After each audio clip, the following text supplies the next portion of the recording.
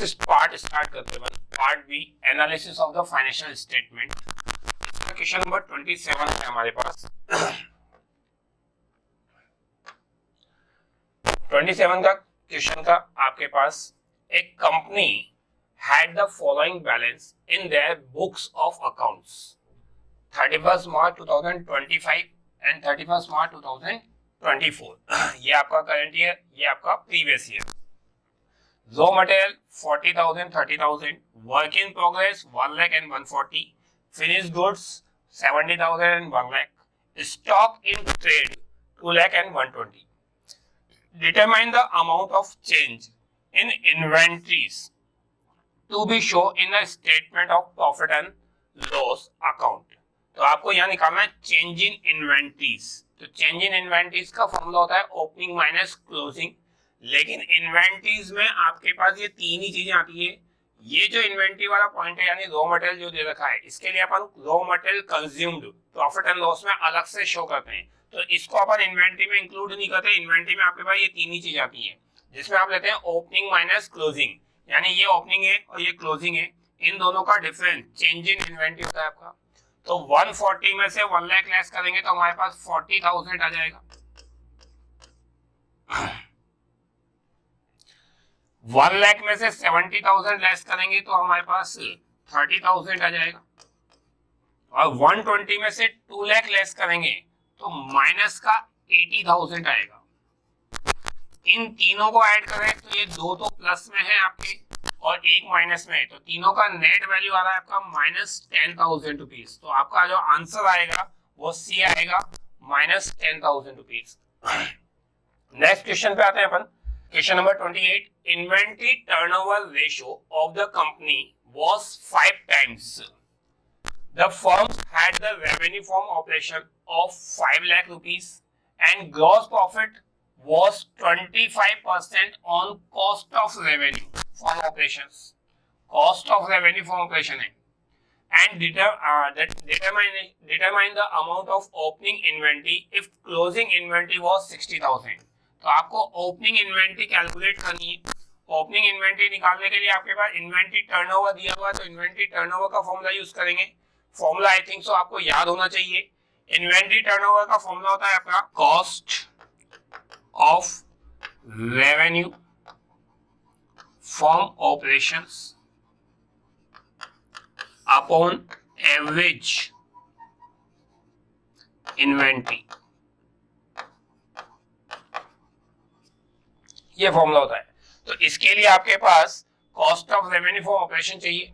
Cost of operation निकालने के लिए देखो आपके पास जो revenue from operation 5 lakh rupees दिया हुआ है, यानी नेट सेल दे रखी है, और नेट सेल में प्रॉफिट है कॉस्ट का 25%। तो आपके पास कॉस्ट का 25% दे रखा है, कॉस्ट 100, प्रॉफिट आप इंक्लूड कर लेंगे उसमें 25, तो सेल कितने के इक्वल हो गई आपकी 125 के इक्वल हो गई। तो आपके पास कॉस्ट कैलकुलेट कर लेते हैं, 100 अपॉन 125 इंटू 5 लाख रुपीस।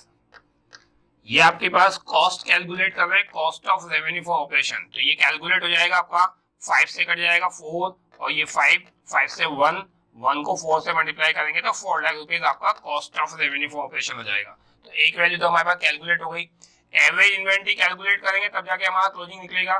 तो inventory turnover ratio 5 times they रखा है, cost of revenue for operation आपके पास 4 लाख दे रखा है। एवरेज इन्वेंटरी का कैलकुलेट कर लेते हैं अपन। ये AI इधर आ जाएगा और ये 5 उधर चल जाएगा, तो AI यानी average inventory 4 lakh divide by 5, यानी कि 80,000 आपका एवरेज इन्वेंटरी है। एवरेज इन्वेंटरी का formula opening stock plus closing stock, और क्लोजिंग स्टॉक हमें 60,000 दे ही रखा है, डिवाइड बाई 2 बराबर 80,000। तो डायरेक्ट कैलकुलेट कर रहा हूँ, देखो 2 को इधर मल्टीप्लाई करोगे तो 1,60,000 आएगा। 1,60,000 में से 60 उधर, इधर प्लस होगा तो उधर माइनस हो जाएगा आपका। तो ओपनिंग स्टॉक की जो वैल्यू आएगी आपके पास वो 1 लाख रुपीज आ जाएगी आपकी। 2 को 80 से मल्टीप्लाई करें तो 1,60,000, 1,60,000 में से 60 माइनस हो रहा है तो आपका 1 लाख ओपनिंग स्टॉक आ रहा है, तो आपका आंसर हो जाएगा सी। नेक्स्ट 28 का सेकंड पार्ट दे रखा है आपका ओवल में, उसको सॉल्व करते हैं अपन। ascertain the A points, assertion the gross profit ratio is always higher than the net profit ratio. आपको क्वेश्चन में क्या दे रखा है, ध्यान से सुनो, ग्रॉस प्रॉफिट रेशियो जो है वो हमेशा नेट प्रॉफिट रेशियो से ज्यादा होता है। तो ये तो कोई कंपलसरी रूल नहीं है, तो आपके पास ये जो बात बोल रहा है ये एक तरह से इनकरेक्ट जैसी लग रही है। बाकी आपके पास नीचे रीजन भी दे रखा है, देखो, to calculate the net profit, जब आप नेट प्रॉफिट कैलकुलेट करते हैं, indirect expenses are subtract from the gross profit and indirect income are added to gross profit। तो ये सेकंड जो रीजन है वो तो बिल्कुल करेक्ट है कि जब ग्रॉस प्रॉफिट में इनडायरेक्ट इनकम ऐड करते हैं, इनडायरेक्ट एक्सपेंसेस लेस करते हैं तो नेट प्रॉफिट निकलता है। तो ये तो बिल्कुल करेक्ट रीजन है।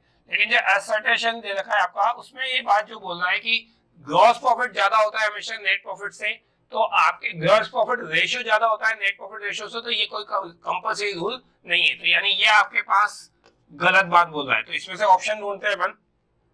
तो ऑप्शन में जरा देखो, डी दे रखा है, इस A is incorrect but R is correct. तो आपके पास जो ए वाला पार्ट है आपका वो तो इनकरेक्ट है, लेकिन आर वाला जो पार्ट है वो करेक्ट पार्ट है। तो इसका आंसर हो जाएगा आपका D.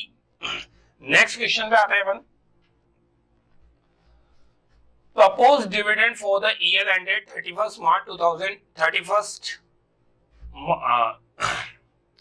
Question number 29. Proposed dividend for the year ended March 31st, 2025 and March 31st, 2024 were 2,50,000 and 2 lakh respectively. तो आपके पास क्वेश्चन में मार्च 2025 और 24 का आपके पास बैलेंस दे रखा है प्रपोज्ड डिविडेंड का। आपको याद होना चाहिए proposed dividend as a contingent liabilities के रूप में बैलेंस शीट के नीचे फुटनोट में दिखाया जाता है।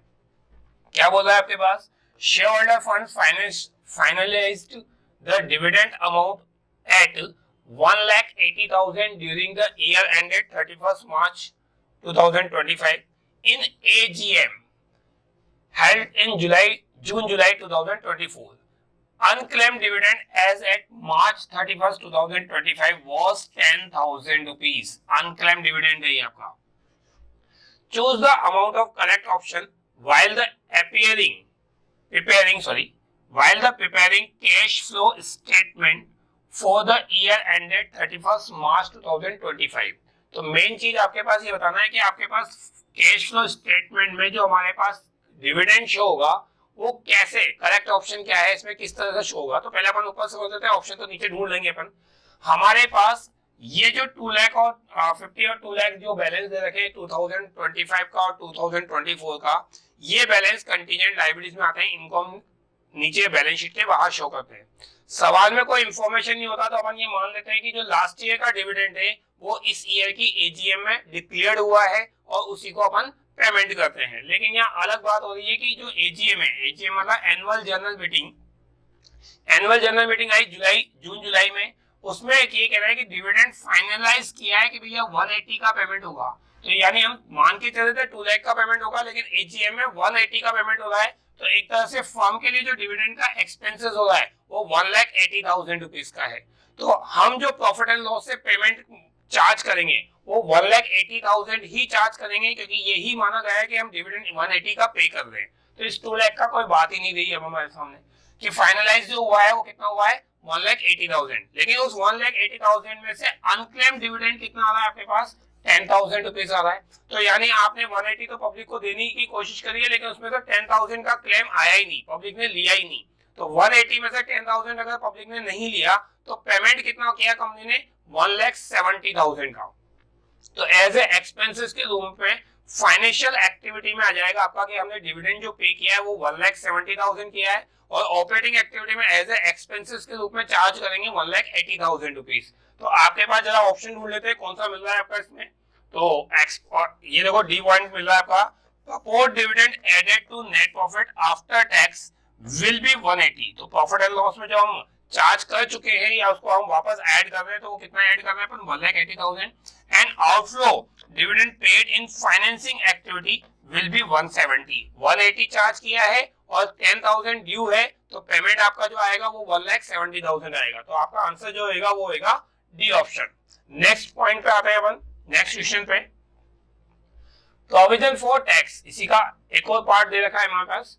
Provision for tax for the year ended 31st March 2025 and March 31st March 2024 were 3 lakh and 2 lakh 80,000 respectively. During the year tax paid was 2 lakh 50,000 paid हो रहा है आपका. Determine the amount of tax proposed during the year by the firm. तो firm द्वारा कितना dividend आए, tax sorry firm द्वारा कितना टैक्स एज ए एक्सपेंसेस के रूप में इस ईयर में चार्ज किया जाएगा वो निकालना है. तो आप एक रफली अकाउंट बना सकते हो वर्किंग नोट में. Provisions for tax, tax provision है, लायबिलिटीज होते हैं हमारे पास. तो ओपनिंग बैलेंस आप इधर दिखाओगे, क्रेडिट बैलेंस होता है आपके पास, बैलेंस ब्रॉट डाउन, और आपके पास ओपनिंग बैलेंस कितना है 2,80,000 का है. इसके अलावा क्लोजिंग बैलेंस, बैलेंस सीडी आपके पास 3 लाख का है. ठीक है, 2024 का बैलेंस ओपनिंग हो गया, 2025 का बैलेंस क्लोजिंग हो गया. टैक्स पे कर रहे हैं तो टैक्स टू कैश एंट्री बन रही है आपकी, कैश पे कर रहे हो आप 2,50,000 का. 2,50,000 और 3 लाख को ऐड करेंगे तो 5,50,000, और 5,50,000 में से 280 घटाएंगे आपके पास तो आपके पास वैल्यू आ जाएगी इसमें से 2,70,000. तो प्रॉफिट एंड लॉस में जो हमारा ड्यूरिंग द ईयर चार्ज होगा वो कितना चार्ज होगा आपका 2,70,000 रुपीज चार्ज होगा. तो आंसर क्या आ जाएगा आपका डी. नेक्स्ट क्वेश्चन पे आते हैं अपन. Which of the following in a cash flow from the operating activity? Cash flow बता रहा है आपका from operating activity for a finance company. किसको ध्यान में रख के लेना है आपको? फाइनेंस कंपनी में आपके पास ऑपरेटिंग एक्टिविटी में क्या आएगा? तो फाइनेंस कंपनी का काम ही ये होता है कि इन्वेस्टमेंट करना और उससे अर्निंग करना. तो आपके पास क्या चीज हो सकती है? देखो, conversion of the debenture into shares, इसमें आपके पास कोई भी कैश फ्लो नहीं होता. Dividend receive, yes, financing company का काम है इन्वेस्ट करना और इन्वेस्टमेंट से डिविडेंड रिसीव होता है या इंटरेस्ट रिसीव होता है. तो डिविडेंड आपके पास ऑपरेटिंग एक्टिविटी में आएगा. आपके पास बिल्डिंग परचेज करना आपके फाइनेंस ऑपरेटिंग एक्टिविटी में आता ही नहीं है, और डिविडेंड पेड करना भी ऑपरेटिंग एक्टिविटी में नहीं आता. डिविडेंड फाइनेंस कंपनी जो होती है वो डिविडेंड कलेक्ट करती है जब वो अपना पैसा इन्वेस्ट करती है. तो आपका पास आंसर क्या आएगा? इसमें बी आएगा. नेक्स्ट क्वेश्चन पे आते हैं अपन. 31st question number. Complete the following comparative balance sheet as at March 31st 2024 and March 31st 2025. आपको बैलेंस शीट कंप्लीट करनी है. साफ ही दिख रहा है, क्वेश्चन मार्क लगे हुए हैं, तो हमें क्वेश्चन कंप्लीट करना है. फिलहाल आपके पास बैलेंस शीट में देखो शेयर होल्डर फंड है, नॉन करंट लायबिलिटीज है, नॉन करंट एसेट्स है. ये आपकी टोटल लायबिलिटीज आ गई, यहाँ पे टोटल आएगा लायबिलिटीज का. फिर उसके बाद एसेट्स है, non current assets, current assets, और फिर टोटल आ रहा है आपका एसेट साइड का. ये तो आप अच्छी तरह जानते हो कि बैलेंस शीट के दोनों साइड इक्वल आते हैं, यानी एसेट्स और लायबिलिटीज बराबर होती है. लेकिन फिलहाल हमारे पास दोनों ही साइड गायब है, वो हमें निकालनी है. आपके पास कंपैरेटिव में अपन क्या करते हैं कि आपके पास जो करंट ईयर होता है और प्रीवियस ईयर होता है, उन दोनों को कंपेयर करते हैं, डिफरेंस निकालते हैं, वो पॉजिटिव या नेगेटिव डिफरेंस आता है, इंक्रीज हो रहा है या डिक्रीज हो रहा है, एब्सोल्यूट चेंजेस, और फिर परसेंटेज में कन्वर्ट करते हैं. परसेंटेज का फॉर्मूला याद होना चाहिए आपको, चेंज इन वैल्यू, जितनी चेंज हो रही है आपकी, upon previous year value. Previous year value आपके पास 2024 की है, वो डिवाइड करेंगे तो ये परसेंटेज में भी कन्वर्ट हो जाएगा. तो हमें कैलकुलेट करना है. तो जरा देखो सर, आपके पास 2025 माइनस 2024, फिर तो डिफरेंस चाहिए, तब जाके आपका चेंज निकलेगा. और फिर परसेंटेज निकालने के लिए मैंने आपको बता दिया, चेंज को ऊपर रखना है आपको, upon previous year value into 100, ये करना है आपको. तो ये कैलकुलेट करने के लिए जैसे एक यही बता देता हूँ, फिर अपन टेबल में ले लेंगे. 2025 की वैल्यू हमारे पास नहीं है, यानी इसको x मान लेते हैं एक मिनट के लिए. 2024 की वैल्यू आपके पास 6 लाख है, इक्वल चेंज, यानी इसमें से इसको लेस करने के बाद कितना आने वाला है? प्लस में आने वाला है 3 लाख रुपीज. यहाँ प्लस में दिया हुआ देखो ये, तो आपके पास ये है 6 लाख को उधर ले जाओ तो आपके पास यहाँ की वैल्यू निकल जाएगी, इधर माइनस होगा उधर जाके प्लस हो जाएगा, तो x की वैल्यू हो जाएगी आपकी 9 लाख रुपीज. यानी यहाँ वैल्यू कितनी आने वाली है आपके पास? 9 लाख रुपीज. ठीक है. दूसरा आपको परसेंटेज निकालनी है, तो 3 लाख डिवाइड बाई 6 लाख, तो 3 लाख डिवाइड बाई 6 लाख करेंगे इनटू 100. तो कैलकुलेट करोगे आप तो आपके पास ये 3 लाख है, जीरो लगाने की जरूरत है, वैसे कट जाएंगे वो तो आपको. तो ये 2 से काट देंगे अपन, तो ये 50, यानी कितना परसेंट चेंज हो रहा है आपका, 50% पॉजिटिव चेंज हो रहा है आपका। तो इस तरह से कैलकुलेट करना है। अब थोड़ा जल्दी जल्दी कैलकुलेट कर लेते हैं। हमारे पास ये वैल्यू निकालनी है, हमारे पास ये x एक तरह का, ये 0 है आपका, तो 0 है, तो 0 से आपके पास चेंज इन तो 0 है आपका, और ये आपके पास 3 लाख दे देगा, तो 3 लाख उधर ले जाएंगे, तो यहाँ पे वैल्यू कितनी आ जाएगी आपकी, 3 लाख ही आ जाएगी। 3 लाख में 3 लाख घटाएंगे, 0 हो गया। 0 चेंजेस है तो उसकी परसेंटेज भी कितनी आएगी आपकी, 0 आएगी। तो कैलकुलेट करके देखो क्या अपन ने, तो उसी चीज को देखो आपके पास 9 लाख अपन ने कैलकुलेट कर लिया, 3 लाख अपन ने कैलकुलेट कर लिया, दोनों की परसेंटेज आ गई। वापस क्वेश्चन पे आते हैं अपन। यहाँ पे आपके पास 2025 की वैल्यू 2025 माइनस 2024 यही करना है अपने को, ठीक है, और ये एब्सोल्यूट चेंज निकल जाएगा आपका। तो यहाँ आपके पास अब 2024 की वैल्यू नहीं है, 2025 की वैल्यू 3 लाख दे रखी है आपके पास, और ये चेंज कितना आ रहा है आपका, 2 लाख आ रहा है। इस 2 लाख को इधर ले जाओ, एक्स को इधर ले जाओ, तो 2 लाख इधर लाएंगे तो 3 लाख माइनस 2 लाख करेंगे तो एक्स की वैल्यू कितनी आ जाएगी आपकी, 1 लाख रुपीस आ जाएगी। तो ये 1 लाख आ रहा है बेटा, ठीक है। 1 लाख से इसकी परसेंटेज निकालेंगे तो 2 लाख ऊपर आएगा, change in percentage, change in value ऊपर रख रहे 2 लाख, और नीचे क्या आएगा आपका 1 लाख आएगा। तो 1 लाख इंटू 100 कैलकुलेट करेंगे अपन, तो ये 200% आ जाएगा आपका। यहाँ आपके पास टोटल सारे गायब है, तो अब आप निकाल सकते हो, देखो 6 + 3 + 1 जोड़ेंगे तो कितना आ जाएगा आपका, 10 लाख रुपीस। 9 + 3 + 3 जोड़ेंगे अपन तो आपके पास 15 लाख आ जाएगा, ठीक है। तो इस तरह से आपके पास लायबिलिटीज और एसेट्स का क्या आ जाएगा, टोटल आ जाएगा 10 लाख और 15 लाख। इन 10 लाख और 15 लाख का डिफरेंस निकालेंगे, 5 लाख आ जाएगा। 5 लाख की परसेंटेज निकालनी है तो 5 लाख ऊपर रखो, नीचे रखेंगे अपन 10 लाख इंटू 100, तो ये 50% कैलकुलेट हो जाएगा आपका। अब आते हैं अपन एसेट साइड में। एसेट साइड में क्या चीज दे रखी है, देखो हमारे पास सेम वही कंडीशन कि एसेट दे रखी है, तो एसेट्स को भी कैलकुलेट करते हैं। जैसे भी अपन ने ये करा, 7 लाख रुपीस आपको 2007 की वैल्यू दे रखी, 24 की वैल्यू दे रखी है, 2024 की वैल्यू 7 लाख है, हमारे पास 2025 की वैल्यू नहीं है, और चेंज भी नहीं दे रखा देखो इस बार, लेकिन ये दे रखा है कि जो चेंज हो रहा है वो कितना परसेंट हो रहा है, 50%, और हम परसेंटेज जो निकालते हैं वो पीवीएसई की वैल्यू से निकालते हैं। तो 7 लाख का 50% कितना आएगा आपका, 3,50,000 चेंज इन प्रॉफिट, यानी इससे जो परसेंटेज निकाल रखी है वो कितने से आएगी आपकी, 50% से आएगी। तो 7 लाख का 50% निकाल दो, 3,50,000 आ जाएगा। तो चेंज इन प्रॉफिट आपके पास आ गया, चेंज इन प्रॉफिट नहीं सॉरी चेंज इन वैल्यू, तो आपके 3 लाख आ रहा है। ये 7 लाख उधर चल जाएगा आपका, तो 7 लाख उधर चल जाएगा तो ऐड हो जाएगा, तो 10,50,000 आ जाएगा आपका। तो यहाँ की वैल्यू कितनी आएगी आपकी, 10,50,000 आएगी। अब आपके पास देखो नॉन करंट एसेट्स में तो कुछ भी नहीं रहेगा, चारों ही गायब है हमारे पास, लेकिन हमें ये तो पता है कि टोटल लायबिलिटीज 10 लाख की है 2024 की, तो 10 लाख एसेट लायबिलिटीज है, तो एसेट्स भी कितनी आएगी आपकी, 10 लाख ही आएगी, बराबर चाहिए हमें।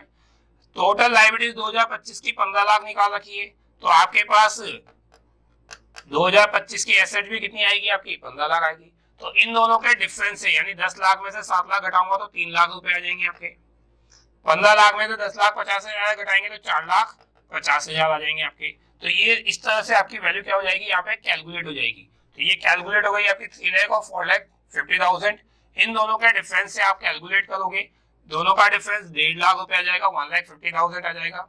चेंज इन प्रॉफिट निकालना है तो 1,50,000 ऊपर रख दो आप, 1,50,000, और नीचे रखेंगे अपन पीवीएसई की वैल्यू 3 लाख रुपीस इंटू 100, तो ये 50% आ जाएगा आपका। और लास्ट वापस एसेट्स और लायबिलिटीज का टोटल एसेट और टोटल एसेट्स 2 साल की दे रखी है हमें, 2024 की 2025 की, 10 लाख है और 15 लाख है, तो 5 लाख का डिफरेंस आ रहा है। उस 5 लाख के डिफरेंस को कंपेयर करेंगे अपन, तो 5 lakh divide by 10 lakh into 100, तो ये आपका 50% आ जाएगा। तो इस तरह से अपन सारी वैल्यूज जो क्वेश्चन मार्क की थी वो कैलकुलेट कर लेंगे और ये हमारा क्वेश्चन कंप्लीट हो जाएगा। आते हैं नेक्स्ट क्वेश्चन पे हमारे पास, prepare the common size statement of the profit and loss for the year ended 31st March 2025। तो आपके पास इस बार कंपैरेटिव नहीं बनाना, कॉमन साइज स्टेटमेंट बनाना। कॉमन साइज स्टेटमेंट भी किस चीज का बनाना है, प्रॉफिट एंड लॉस का। तो पहले आपको जो वैल्यूज दे रखी है उनकी बात कर लेते हैं। मार्च 2025 का दिया हुआ है हमें, पर्टिकुलर में क्या क्या इंफॉर्मेशन है देखो। रेवेन्यू फ्रॉम ऑपरेशन 40 लाख का है, अदर एक्सपेंसेस 4 लाख के हैं, अदर इनकम भी दे रखी है हमारे पास, और वो अदर इनकम कितनी है हमारे पास 6 लाख की है। एम्प्लॉय बेनिफिट एक्सपेंसेस 8 लाख के हैं, purchase of stock in trade 10 lakh का है, चेंज इन इन्वेंटरी 2 लाख का माइनस में यानी नेगेटिव में दिया हुआ है, और ये कह रहा है कि जो भी प्रॉफिट होगा उस पर टैक्स गवर्नमेंट लेगी हमसे, और कितना परसेंट टैक्स लेगी, 50% लेगी। तो पहले तो हमें इसे प्रॉफिट एंड लॉस स्टेटमेंट में जमाना पड़ेगा। हमें स्टेटमेंट में रेवेन्यू जमाते हैं, तो रेवेन्यू साइड में आपके पास दोनों रेवेन्यू आ जाएंगे, revenue from operation and other incomes. तो पहले रेवेन्यू साइड की बात कर लेते हैं अपन, तो ये दोनों चीजें आ जाएगी आपके पास। हमारा ये profit statement common size statement तैयार कर रहे हैं, लेकिन पहले रेवेन्यू जमा रहे हैं अपन। तो revenue from operation 40 lakh, other incomes 6 lakh, तो टोटल रेवेन्यू कितना आ जाएगा आपका 46 लाख। इसके बाद आते हैं अपने एक्सपेंसेस पे, तो ये सब लाइन से दे रखे हैं आपके पास। सबसे पहले आपके पास purchase of stock, change in inventory, employ and other expenses, ये सारी जो चार वैल्यूज बची हुई हैं ये सब आपके पास एक्सपेंसेस आता है, जो लाइन टू लाइन जमते जाएंगे हमारे पास। तो एक्सपेंसेस साइड जमा रहे, देखो purchase and change in stock आ रहा है आपका 10 लाख रुपीज का, चेंज इन इन्वेंटरी नेगेटिव में है आपका 2 लाख, ये क्वेश्चन में दिया हुआ है आपको। Employ benefit expenses 8 lakh rupees दिया हुआ है आपके पास, अदर एक्सपेंसेस आपको 4 लाख दिया हुआ है। इन सबका टोटल लेंगे तो ये जो प्लस वाली वैल्यू है वो तो ऐड हो जाएगी और नेगेटिव वाली वैल्यू माइनस हो जाएगी, यानी 10 लाख प्लस 8 18, 18 प्लस 4 आपके पास 22, 22 में से 2 लाख लेस करेंगे तो 20 लाख रुपीस का आपका टोटल एक्सपेंसेस आ जाएंगे। ये आपके इनकम्स और ये आपके एक्सपेंसेस।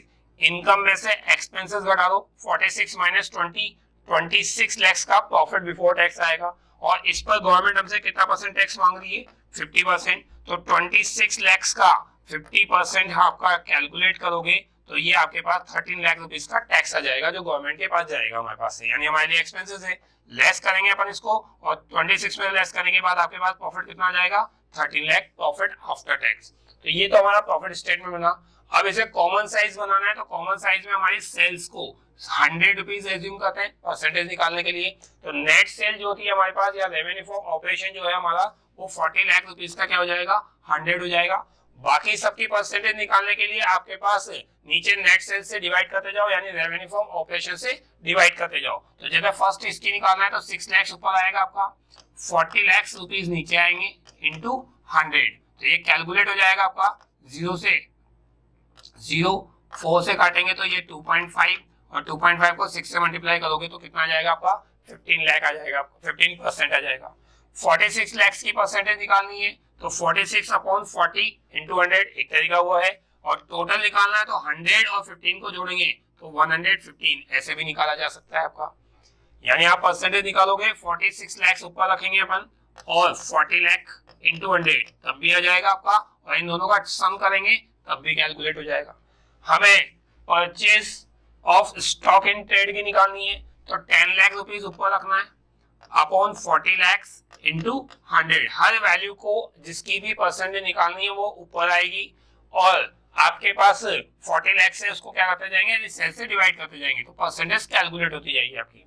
2 लाख रुपीज आपके माइनस में है तो परसेंटेज भी माइनस में निकलेगी, 2 लाख अपॉन 40 इंटू 100 कैलकुलेट करेंगे आप तो ये 5% आ जाएगा आपका। 8 lakh upon 40 lakh, 8 upon 40 into 100 ये कैलकुलेट करेंगे तो 20% आ जाएगा आपका।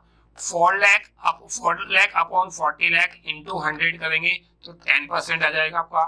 टोटल 20 लाख है तो 20 लाख अपॉन 40 इंटू 100 का दो 50% आ जाएगा ये टोटल आपका। और आप इन सबको टोटल करेंगे 25 प्लस 20 प्लस 10 माइनस 5 तो भी 50 आ जाएगा आपका।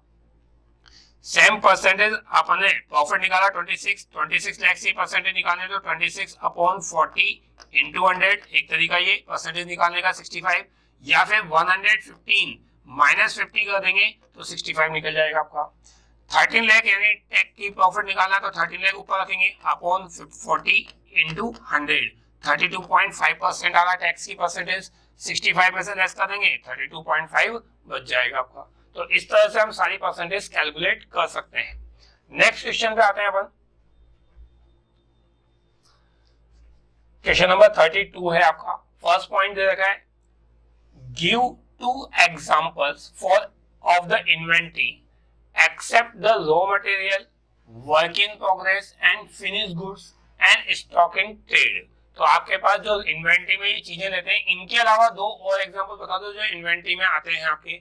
तो जो बहुत सिंपल से है, लूज टूल्स आता है आपका, एंड स्टोर्स एंड स्पेयर्स आता है। तो ये भी आपके पास दो एग्जांपल हो जाएंगे जो आपके इन्वेंटरी के पार्ट है। नेक्स्ट आता है अपने पास सेकंड पॉइंट में, where will you disclose the amount of loss on issue of debenture return of out of the statement of profit and loss. तो आपके पास ये जो loss on issue of debentures है, इसको हम फाइनेंशियल स्टेटमेंट जब बनाएंगे तो प्रॉफिट एंड लॉस में किस नाम से या किस हेड में आएंगे, तो आपके पता है फाइनेंशियल वैल्यू है तो फाइनेंस कॉस्ट के नाम से आ जाएंगे आपके पास, कि इसको जब राइट ऑफ करोगे तो फाइनेंस कॉस्ट के हेड में ये इंक्लूड किए जाएंगे। नेक्स्ट एंड लास्ट पॉइंट रहेगा third, where will you disclose purchase of raw material in financial statement of company. तो हमारे पास जो परचेज ऑफ रॉ मटेरियल है ये फाइनेंशियल बुक में कहाँ आती है, तो आपको याद होना चाहिए प्रॉफिट एंड लॉस में एक पॉइंट आता है हमारा, first point raw material consumed. तो रॉ मटेरियल कंज्यूम में हमारे पास फॉर्मूला होता है opening stock of raw material plus purchase of raw material minus closing stock of raw material. तो आपके पास इसमें ये जो परचेज ऑफ रॉ मटेरियल है वो यहाँ आ जाती है, तो cost of raw material consumed calculate करते हैं तो उसमें हमारे पास आता है, तो ये इस तरह से यूज किया जाता है। तो इसमें क्वेश्चन में बस यही डिस्क्रिप्शन देना था।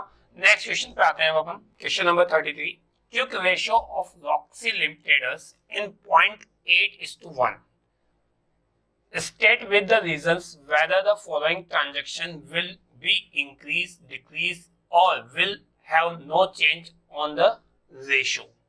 First, goods purchase on credit. Second, outstanding expenses paid. Third point देगा sales of fixed asset at the 20% loss and issue of debentures at premium to vendors. ये चार केस हैं जिसमें हमें बताना है कि हमारा जो क्विक रेशियो है वो आपके पास क्या चेंजेस हो रहा है, इंक्रीज हो रहा है, डिक्रीज हो रहा है या नो चेंज है। तो आपके पास थोड़ा सा क्वेश्चन को इजी वे में समझने के लिए क्विक रेशियो का जो फॉर्मूला होता है पहले वो बता देता हूं मैं आपको याद होना चाहिए। क्विक एसेट्स आती है यहाँ पे, क्विक एसेट ले लो, लिक्विड एसेट ले लो, ज्यादातर बुक्स में लिक्विड है तो लिक्विड ही ले लेते हैं अपन। Liquid assets upon current liabilities. Liquid assets कैसे निकालते हैं ये भी आपको याद होना चाहिए कि आपकी जो करंट एसेट्स होती है इसमें से हम स्टॉक को माइनस करते हैं एंड प्रिपेयर्ड एक्सपेंसेस को माइनस करते हैं। ये दोनों माइनस होते हैं आपके पास, प्रिपेयर्ड एक्सपेंसेस हैं ये, और फिर जाके आपके पास करंट लायबिलिटी से डिवाइड करते हैं तो हमारा क्विक रेशियो निकलता है। हमारे पास क्वेश्चन में वैल्यू नहीं है लेकिन वैल्यू ऐसी रख लेते हैं अपन कि इससे ये रेशियो प्रिपेयर हो जाए। तो आपके पास लिक्विड एसेट्स 80,000 यूज कर रहा हूं मैं, एज्यूम कर रहा हूं 80,000 है लिक्विड एसेट्स हमारी, और हमारे पास करंट एसेट करंट लायबिलिटी जो है वो 1 लाख है। तो अगर मैं इसको डिवाइड करूंगा तो 0.8 आपका आ जाएगा। तो ये एज्यूम किया है ताकि हम थोड़ा सा इस क्वेश्चन को इजी वे में समझ सके। तो पहला पॉइंट देखो आपके पास कि इससे हमारी क्या चीज इंपॉर्टेंट चेंज हो रहा है, क्या वैल्यू चेंज हो रही है, इंक्रीज हो रही है, डिक्रीज हो रही है। गुड्स परचेज ऑन क्रेडिट, तो गुड्स परचेज ऑन क्रेडिट की एक एंट्री ले लेते हैं अपन। गुड्स परचेज कर रहे हो आप, परचेज टू क्रेडिटर्स, ये एंट्री बनती है आपके पास। अप्रोक्सीमेट ज्यादा बड़ी वैल्यू नहीं लेते, 10,000 ले लेते हैं कि हमारे पास गुड्स परचेज किया है 10,000 रुपीज का। तो आपका स्टॉक बढ़ेगा और स्टॉक देखो करंट एसेट्स में तो रिड्यूस होता है, तो आपके पास रेशियो में यानी क्विक रेशियो में क्या चेंजेस आएगा, 80,000 का जो हमारी लिक्विड एसेट्स है उसमें 10,000 का स्टॉक और बढ़ते ही स्टॉक लिक्विड एसेट्स कम हो जाएगी हमारी 70 रह जाएगी। करंट लायबिलिटीज क्रेडिटर्स जो है वो आपके इंक्रीज हो जाएंगे तो 110 हो जाएगा आपका, समथिंग 7 के आसपास आ जाएगी। तो आपके पास देखो 8 से 7 हो रहा है यानी डिक्रीज हो रहा है।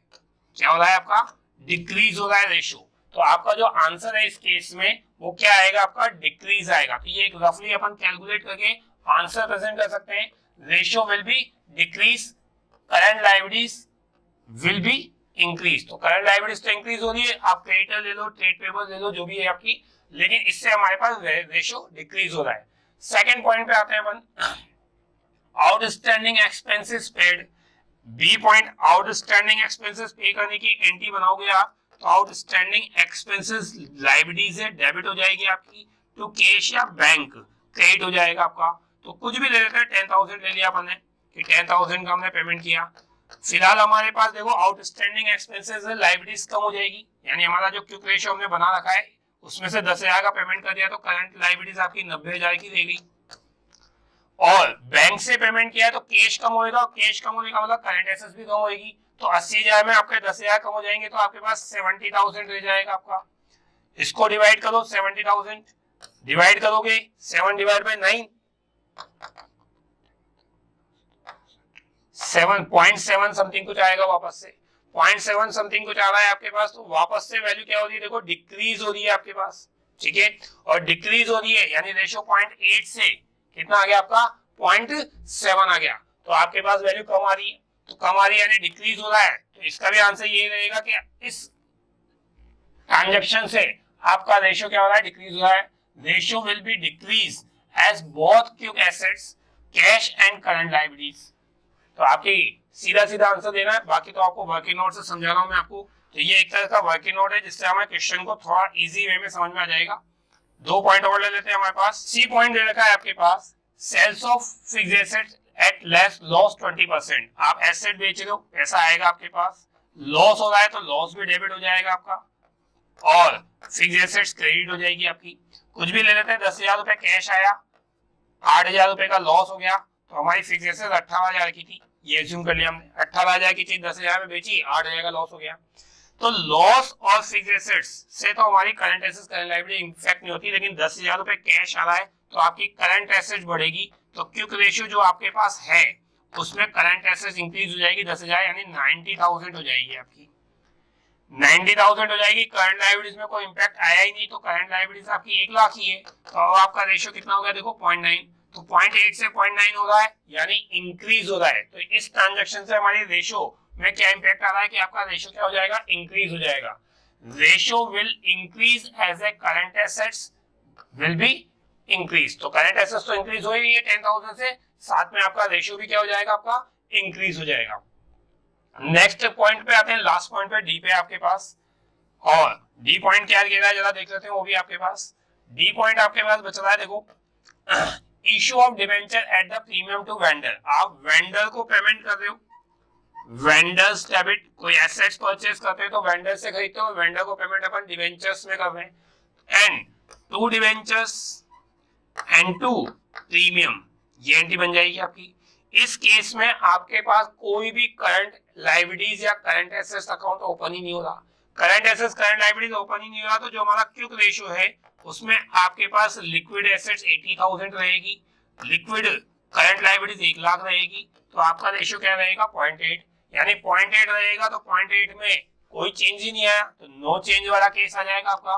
तो no case, no change, no change as a no impact on quick assets and current liabilities. तो इस तरह से हम चारों रेशियो को शॉर्ट में कैलकुलेट करके बता सकते हैं। नेक्स्ट क्वेश्चन पे आते हैं अपन।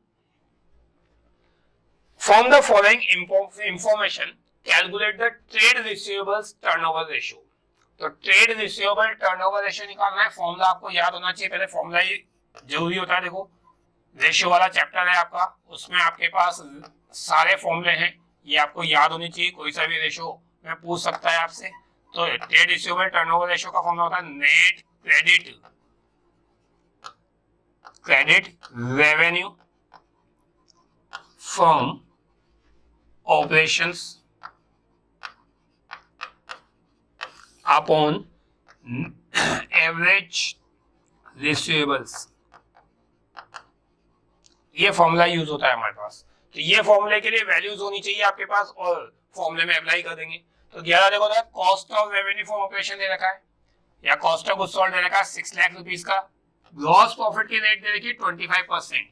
तो आपके पास जो सीओजीएस है कॉस्ट ऑफ गुड्स सोल्ड वो 6 लाख रुपए का है, इसमें हम 25% ऐड कर दें यानी 6 लाख का, तो 1.5 लाख रुपए ऐड करते हैं, आपका रेवेन्यू फ्रॉम ऑपरेशन आ जाएगा, नेट रेवेन्यू आ जाएगी आपकी, net revenue from operation 6 lakh रुपए की। तो ये टोटल रेवेन्यू या नेट रेवेन्यू आ गई हमारे पास की कितनी है, हमारे पास 6 लाख रुपए की है। और 6 लाख रुपए की कैलकुलेट करने के बाद क्या बता रहा है, देखो कैश सेल जो है वो 20% ऑफ टोटल है, टोटल सेल्स का।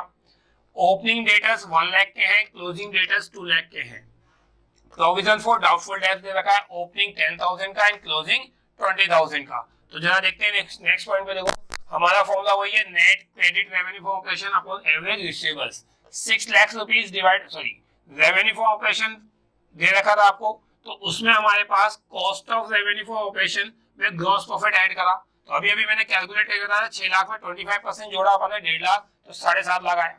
लेकिन ये 7.5 लाख रुपए टोटल रेवेन्यू आ रहा है और हमें कौन सी चाहिए, यहाँ पे क्रेडिट चाहिए। तो क्रेडिट निकालने के लिए आपके पास जो परसेंटेज दे रखी है क्वेश्चन में वो दे रखी है 20% off total sales, cash sale का। तो कैश सेल निकल जाएगी आपकी, कैश रेवेन्यू फ्रॉम ऑपरेशन या कैश सेल बोल दो। टोटल रेवेन्यू फ्रॉम ऑपरेशन जो निकाल रखा है आपने वो निकाल रखा है 7,50,000 रुपीज का। 7,50,000 रुपीज का 20% कैलकुलेट करेंगे, ये निकाल रखा है अपने यहाँ पे। तो 1.5 लाख रुपए आपकी कौन सी कैश सेल आ जाएगी, कैश सेल या कैश रेवेन्यू फ्रॉम ऑपरेशन आ जाएगा। क्रेडिट रेवेन्यू फ्रॉम ऑपरेशन निकालने के लिए टोटल रेवेन्यू फ्रॉम ऑपरेशन या रेवेन्यू फ्रॉम ऑपरेशन जो है उसमें से cash revenue from operation minus कर दो। 7.5 लाख रुपए टोटल रेवेन्यू फ्रॉम ऑपरेशन है हमारा और उसमें से 1.5 लाख रुपए आपका रेवेन्यू फ्रॉम ऑपरेशन कैश वाला है। तो लेस कर देंगे तो कितना बच जाएगा, क्रेडिट 6 लाख रुपीस। तो ये आपकी credit revenue from operation 6 lakh rupees calculate हो गई। एवरेज रिसीवेबल में ओपनिंग डेटर्स या opening trade receivable and closing trade receivable divide by 2 लेते हैं। प्रोविजंस का या कोई काम नहीं है, आपको क्वेश्चन में प्रोविजन दिए हुए थे लेकिन प्रोविजंस का कोई रोल नहीं है। 1 लाख के ओपनिंग एंड 2 लाख के क्लोजिंग आपके पास रिसीवेबल्स दिए हुए हैं। 1 लाख और 2 लाख डिवाइड बाय 2 करेंगे तो 1.5 लाख रुपए का आपका रेवेन्यू ट्रेड रिसीवेबल आ जाएगा। आपका ट्रेड रिसीवेबल आ गया, डिवाइड करो, आपका आंसर आ जाएगा 4 टाइम्स। तो ट्रेड रिसीवेबल टर्नओवर रेशियो कितना है आपका, 4 टाइम्स का है आपका। आते हैं नेक्स्ट क्वेश्चन पे अपन, और नेक्स्ट क्वेश्चन क्या दे रखा है जरा देखते हैं अपने पास। Question number 34, extracts of the balance sheet of the Messrs Agarwal Limited as on 31st March 2024 and the 31st March 2025 along with additional information for are given below. You are required to calculate. First point पूछा है आपसे, operating profit before change in working capital, and second दे रखा है cash flow from financing activity. ये दो चीजें हमें कैलकुलेट करनी है इस क्वेश्चन में। सवाल में आपको इक्विटी शेयर कैपिटल 2025 का और 2024 का, मार्च की दही से क्लोजिंग डेट होती है मार्च, तो 2025 और 24 का दिया हुआ है equity share capital. 10% preference share capital दे रखा है, कैश क्रेडिट दिया हुआ है, प्रॉफिट एंड लॉस का क्रेडिट बैलेंस गिवन है हमारे पास, 12% डिवेंचर गिवन है, बैंक ओवरड्राफ्ट गिवन है और outstanding interest on debenture given है। आपको कुछ एडिशनल इंफॉर्मेशन होगी हमारे क्वेश्चंस में, जरा उसको भी पढ़ लेते हैं। एडिशनल इंफॉर्मेशन में फर्स्ट पॉइंट बोल रहा है, देखो, new equity shares and debenture were issued at the last day the current accounting year ended 31 March 2025। It means आपके जो नए शेयर इशू हो रहे हैं या नए डिवेंचर इशू हो रहे हैं वो कौन सी डेट पे इशू हो रहे हैं, 31 मार्च 2025 को इशू कर रहे हैं। Debenture were issued at the discount on 5% which was written of at the end of the year.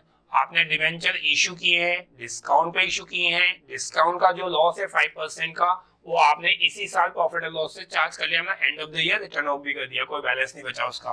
B point बोल रहा है dividend on the preference shares and interim dividend at the 15% were paid on equity shares on 31st March 2025। तो आपके पास preference share का dividend, तो preference share का dividend तो आगे लिखा है आपके पास, प्रेफरेंस शेयर की रेट के साथ कितना परसेंट डिविडेंड है अपना, 10% है, तो वो 10% दे देंगे अपन। और इक्विटी शेयर्स को इंटीम डिविडेंड देना है कितना परसेंट, 15%, ओपनिंग बैलेंस पे कैलकुलेट करेंगे अपन। सी पॉइंट दे रखा है आपके पास, preference shares were redeemed on 1st April 2025 at the premium of 5%। तो यहाँ अपना रिडेम्पशन हो रहा है प्रेफरेंस शेयर्स का 5% प्रीमियम पे। The premium was provided out of profit। ये जो प्रीमियम का लॉस है एक तरह का हमारा, क्योंकि प्रीमियम पर रिडेम्पशन कर रहे हैं तो कंपनी को ज्यादा पेमेंट करना पड़ रहा है, लॉस है, तो ये कह रहा है कि ये लॉस जो प्रोवाइड किया जाएगा ये किसमें से करेंगे हम, तो आउट ऑफ प्रॉफिट में से करेंगे। तो ये क्वेश्चन है हमारा, तो हमें दो चीजें कैलकुलेट करनी है, एक तो net profit operating activity, operating profit before change in working capital, और दूसरा निकालना है फाइनेंस एक्टिविटी। तो एक बार अपन क्या है क्वेश्चन से ही पता लगाते चलते हैं कौन सी चीज कहां जाएगी। देखो, इक्विटी शेयर्स का जो आपका रिसीव्स ऑफ पेमेंट होता है फाइनेंस एक्टिविटी में जाता है। साल के शुरू में 9 लाख थे, अब कितने हो गए, देखो 12 लाख रुपए हो गए। तो कितनी वैल्यू इंक्रीज हो रही है आपकी, 3 लाख रुपीज इंक्रीज हो रही है। तो ये जो 3 लाख इंक्रीज हो रही है तो आपके पास फाइनेंस एक्टिविटी में चली जाएगी बेटा 3 लाख फाइनेंस। तो फाइनेंस एक्टिविटी बता देते हैं अपन डायरेक्ट। तो फाइनेंस एक्टिविटी बता रहे cash flow from the finance activity proceed from the issue of equity share 3 lakh rupees. मैंने आपको बता दिया 12 माइनस 9 करके कैलकुलेट करा है अपन ने ये, तो ये इस तरह से बाइक वैल्यू कैलकुलेट हो जाएगी। 10% प्रेफरेंस शेयर कैपिटल पे आते देखो, साल के शुरू में 5 लाख थे, अब 4 लाख हो गए, तो ये कम हो रहे हैं आपके। और इसके लिए क्वेश्चन में आपसे क्या कहा था कि कम हो रहे तो उसको रिडम्पशन मानेंगे अपन। 31 ये आपको क्वेश्चन में यहाँ दिया हुआ है, देखो थर्ड पॉइंट में preference shares were redeemed on 5% premium. ठीक है, तो 5% का प्रीमियम का लॉस है।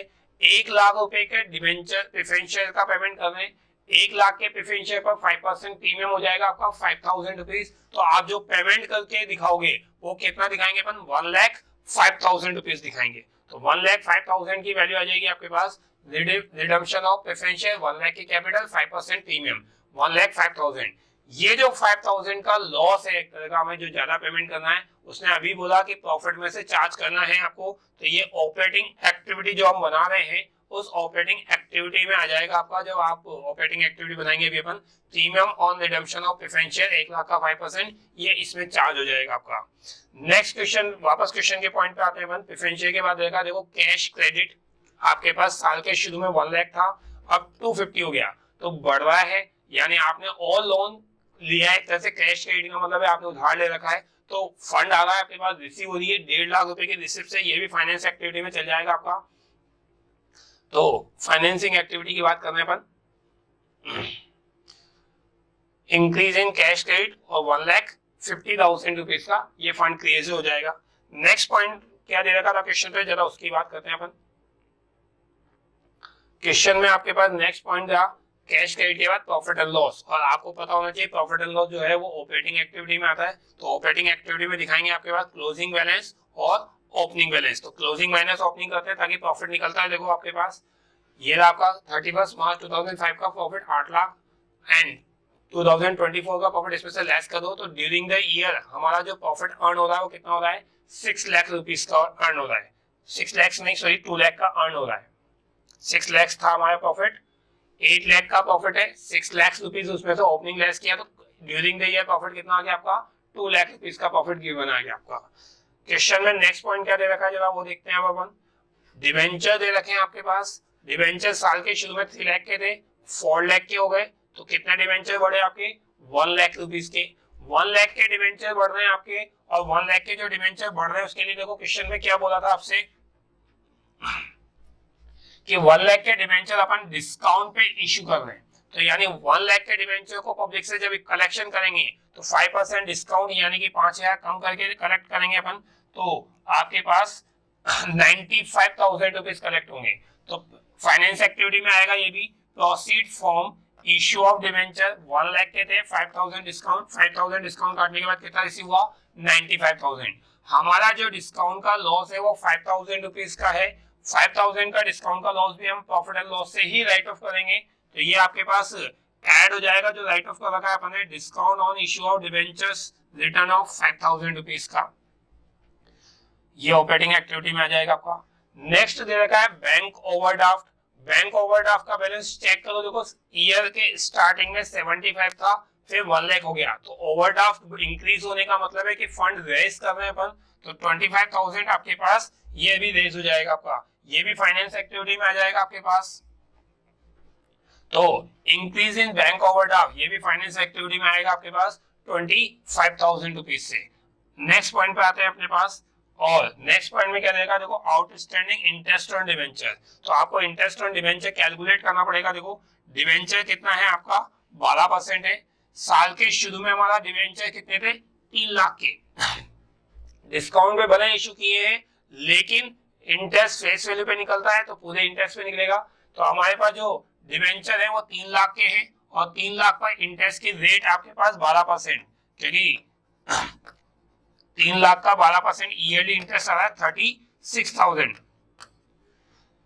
तो 36,000 का जो इंटरेस्ट है उतना पेमेंट नहीं हुआ, क्योंकि डिबेंचर का आउटस्टैंडिंग इंटरेस्ट दे रखा है आपके पास साल के शुरू में, तो इस साल है, यानी आपने 3,000 का पेमेंट नहीं किया, तो पेमेंट कितने का हुआ है आपका, 33,000 का।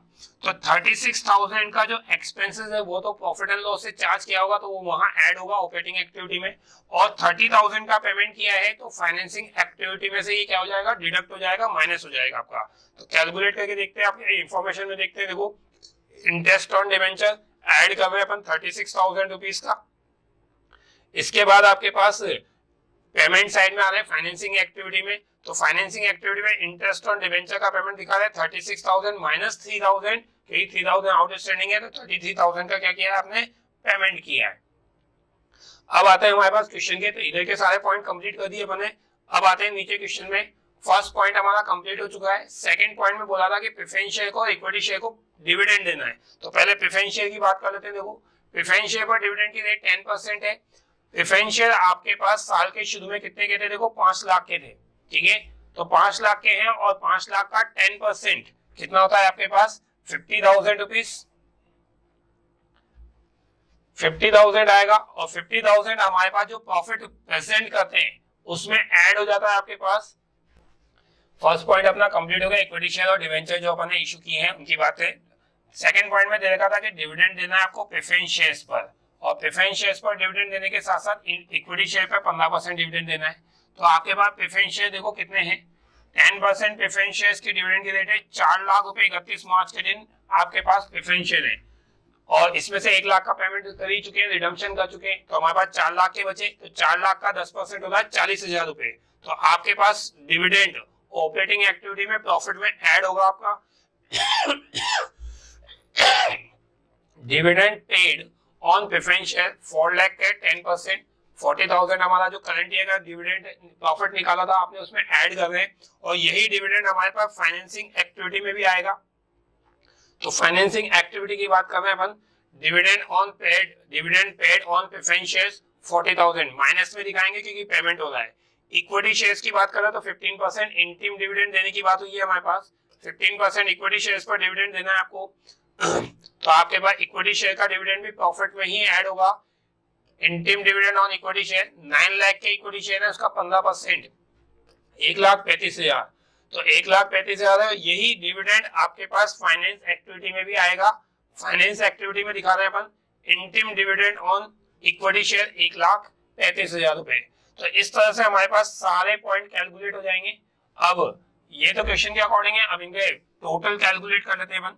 तो आपके पास पहले प्रॉफिट, ऑपरेटिंग एक्टिविटी में प्रॉफिट चाहिए होता है, तो करंट डे का प्रॉफिट 2 लाख निकाला, उसमें 40 ऐड कर रहे हैं, 1,35,000 ऐड कर रहे हैं। तो प्रॉफिट बिफोर टैक्स हमारे पास 3,50,000 आ जाएगा, 3,75,000 आ जाएगा। जो प्रॉफिट आएगा आपका वो 3,75,000 आ जाएगा। तो प्रॉफिट बिफोर टैक्स आपके पास जो कैलकुलेट हो रहा है net profit before tax calculate किया हमने 3,75,000। उसमें हम ये सारी चीजें ऐड कर रहे हैं, और ऐड करने के बाद operating profit before change in working capital आ जाएगा, जो क्वेश्चन में मैं कैलकुलेट करने के लिए दिया था 4,21,000 रुपीज। अब आते हैं फाइनेंसिंग एक्टिविटी पर। फाइनेंसिंग एक्टिविटी में हमने जो जो लिया है वो सारी चीजें हमने कैलकुलेट कर ली है। आपके पास 3 लाख प्लस का है, 95 प्लस का है, 25 प्लस का है, 1,50,000 प्लस का है। तो ये सब तो प्लस होंगे, इसमें से डिडक्ट हो जाएगा 1,05,000, 40,000, 1,35,000 एंड 33,000। ये माइनस में है, डिडक्ट हो जाएंगे, और डिडक्ट करने के बाद नेट वैल्यू आ जाएगी हमारी फाइनेंसिंग एक्टिविटी की। Net cash from financing activity 2,75,000 rupees का। तो इस तरह से आपके पूरा क्वेश्चन कंप्लीट होता है। Thank you very much.